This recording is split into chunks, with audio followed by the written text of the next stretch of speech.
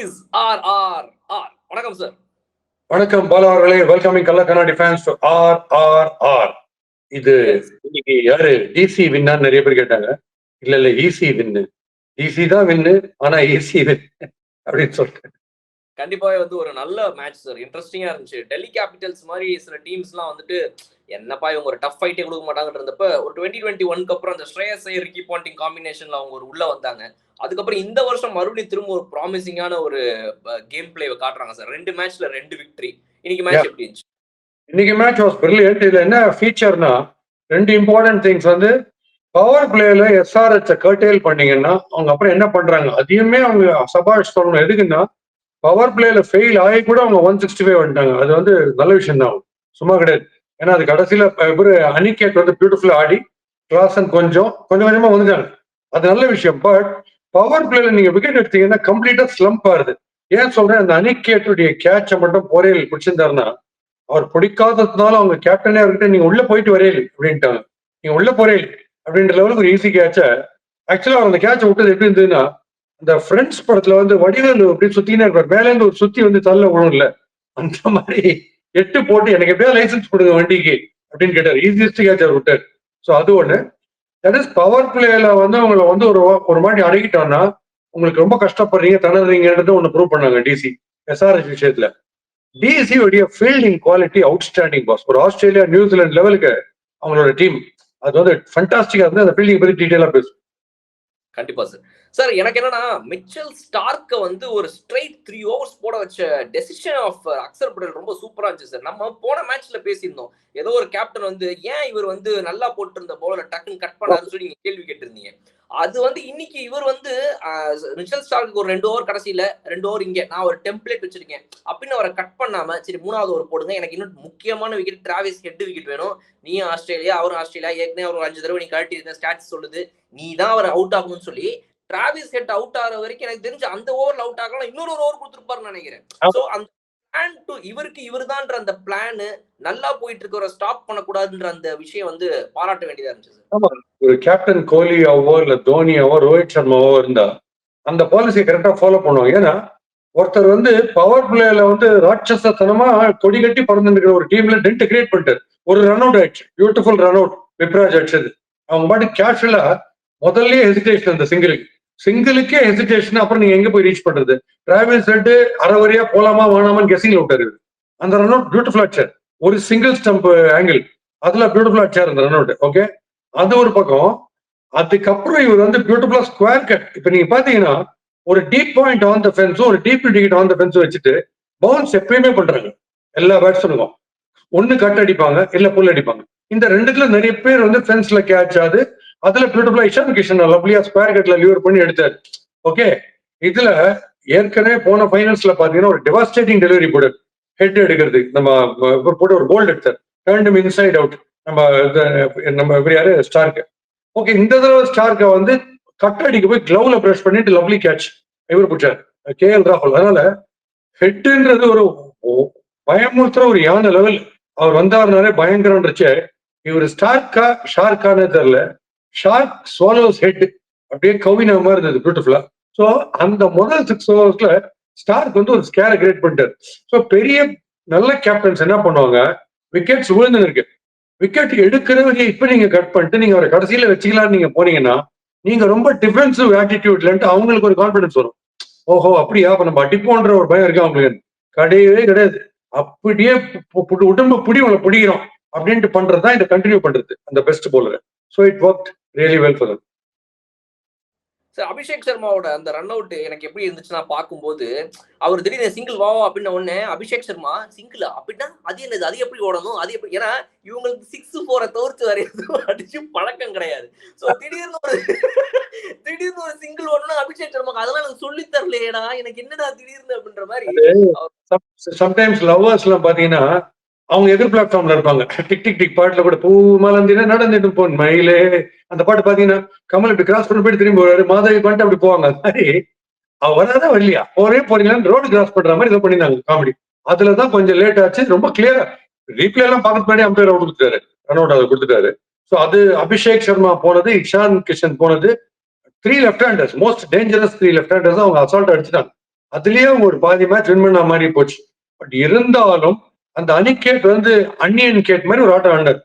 அவருக்கு தான் நான் சொன்னது ஈஸி கேட்ச் அவர் விட்டார் போறே இல்லை. பட் அவர் அடிச்ச ஷாட்ஸ்லாம் ஆனால் ஸ்டன்னிங்கா இருந்தது.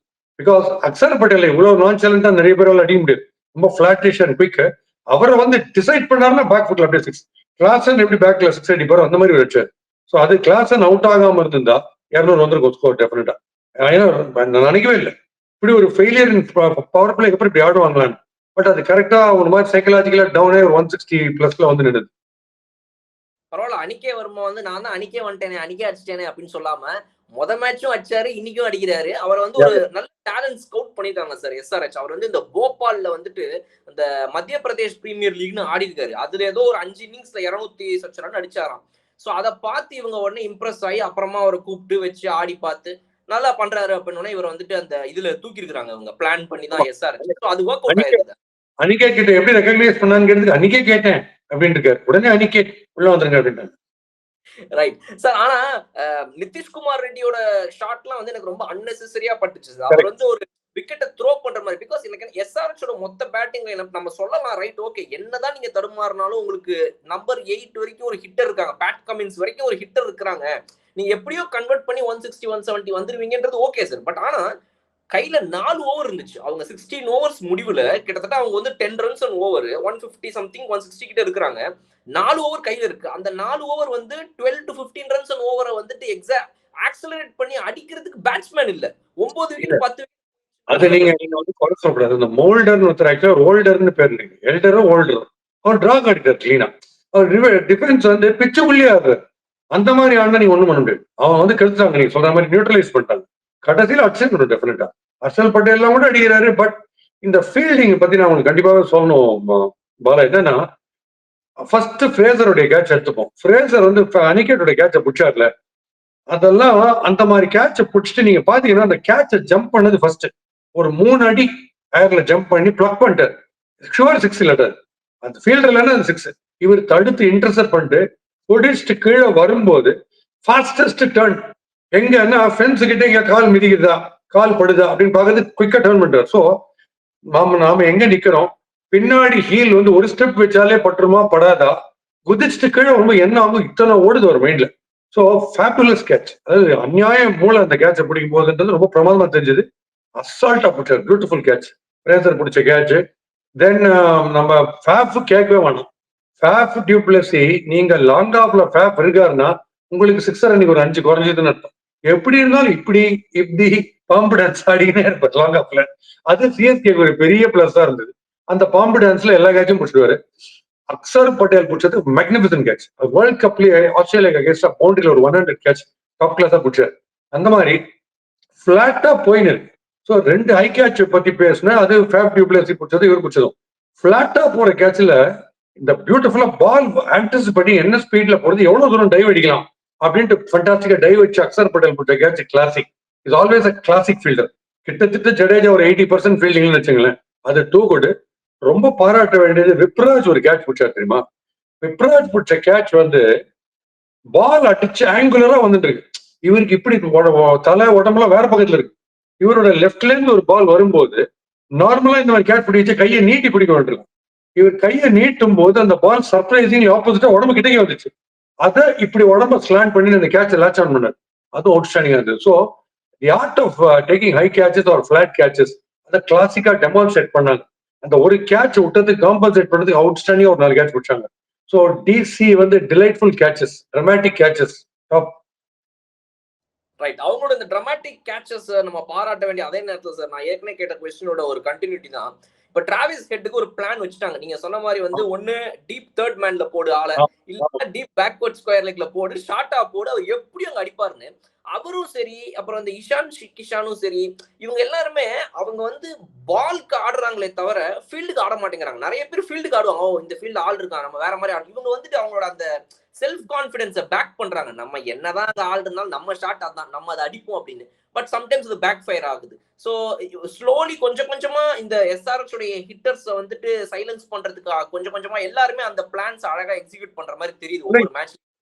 இன்னைக்கு உங்க பிளான்ஸ் கிளிக் ஆச்சு, அதை வச்சுட்டு கரெக்டா மாஸ்டர் பண்ணிட்டாங்கன்னு சொல்ல முடியாது. ஏன்னா இந்த ஸ்கொயர் கட் இருக்குல்ல, இதை வந்து மிச்சல் ஸ்டார்க் தன்னுடைய ஃபுல் பேஸ் போட்டிருந்தாருன்னா ஜஸ்ட் ஸ்லைஸ் பண்ணாலே கிரௌட் உள்ள போய் வந்துடும். பட் அந்த பால் அவருடைய ஃபுல் பேஸ் போடல, இவரும் ஃபுல்லா கட் பண்ணல, அது கரெக்டா பவுண்டரி லைன்ல போச்சு. அதனால இதெல்லாம் எலிமெண்ட் ஆஃப் லக் கண்டிப்பா இருக்கு அந்த கேட்சை பிடிச்சதுக்கு.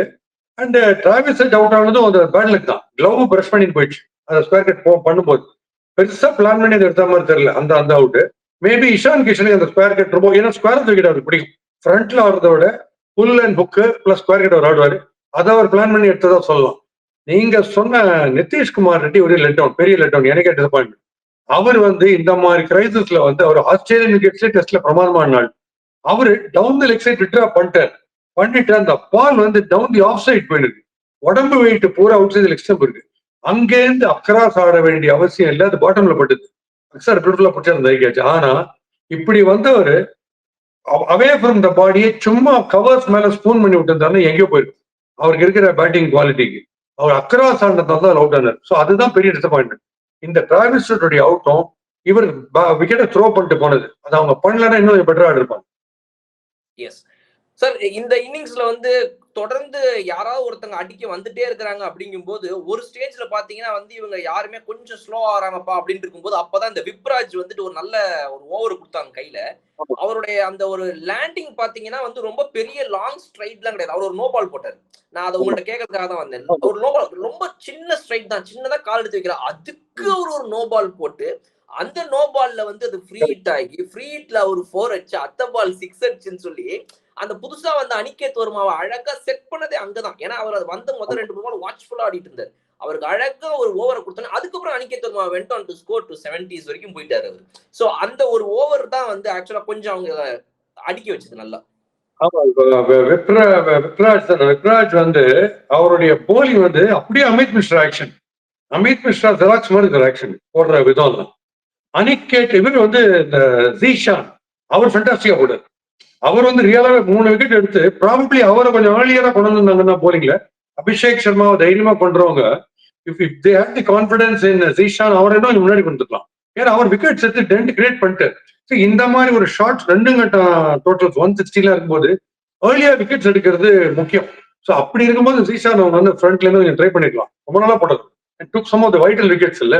ஸோ அது பண்ணிருக்கலாம். நீங்க சொல்ற மாதிரி ஸ்பின்னர்ஸ் உள்ள வரும்போது தான் உங்களுக்கு பெரிய டெஸ்ட். ஏன்னா நீங்க டைமிங்ல இருந்து கிளியர் பண்றது எல்லாமே நீங்க பர்ஃபெக்டா அடிக்கணும். ஃபாஸ்ட்ல இருக்கிற மொமெண்டம், பேஸ் போலிங்ல இருக்கிற மொமெண்டம் உங்களுக்கு கிடைக்காது, நீங்களே தான் பண்ணணும். இப்போ எரர்ஸ் நிறைய பண்ணுவீங்க. ஸோ அந்த ஸ்பின் கொஞ்சம் ஏர்லியா கொண்டு வந்துருக்கலாம்.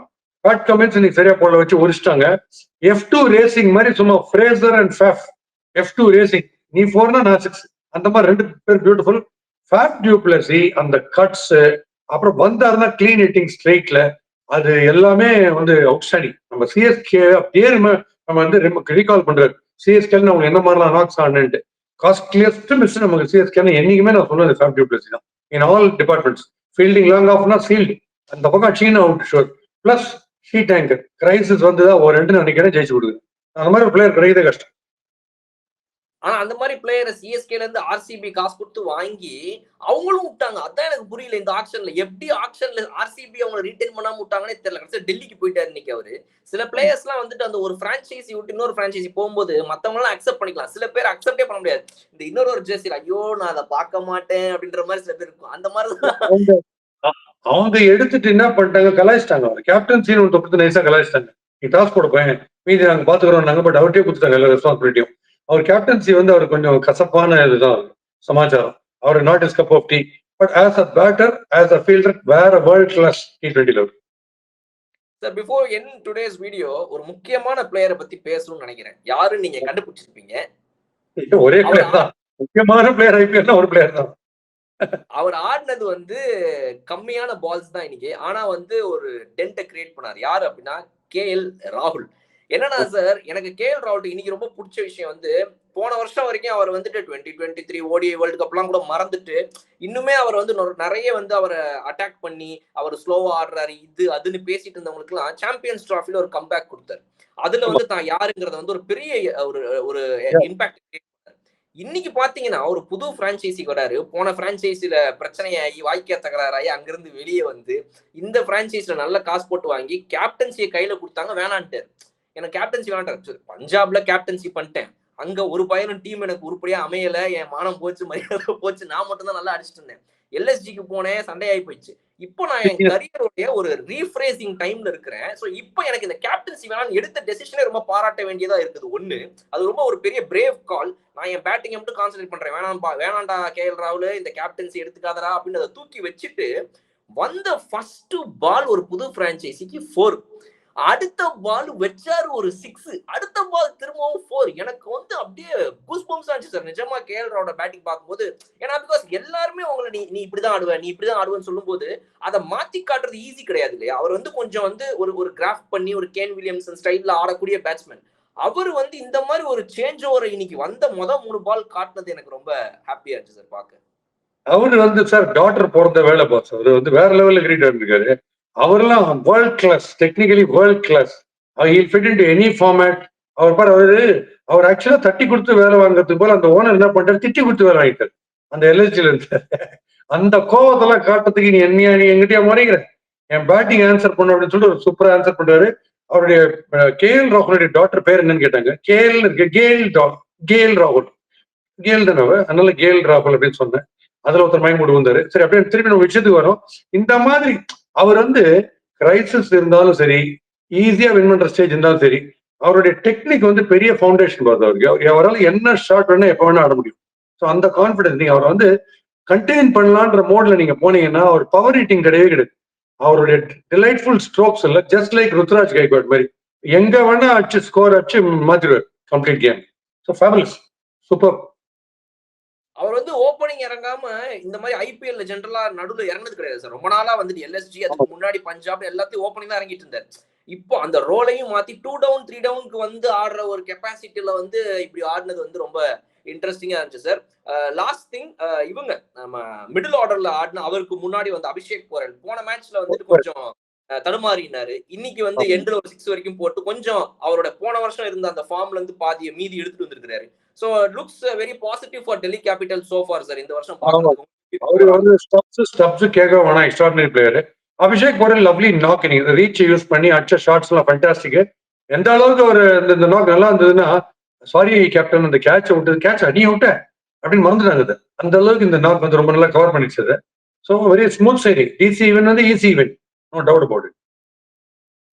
இன்னைக்கு அங்க இன்னொரு மேட்ச் நம்ம பேசிட்டு இருக்கிற இந்த நேரத்துல போயிட்டு இருக்குது, ஆரம்பிக்க போகுது இன்னும் சில மணி துளிகளில். என்ன சார் நீங்க போன மேட்ச்ல எனக்கே போன மேட்ச்ல நீங்க பேசியிருந்த நிறைய விஷயங்கள் ஏற்கனவே நல்லா ரிசீவ் பண்ணிருந்தாங்க. நான் சொல்லியிருந்தேன் உங்கள்ட்ட போன வீடியோலயே.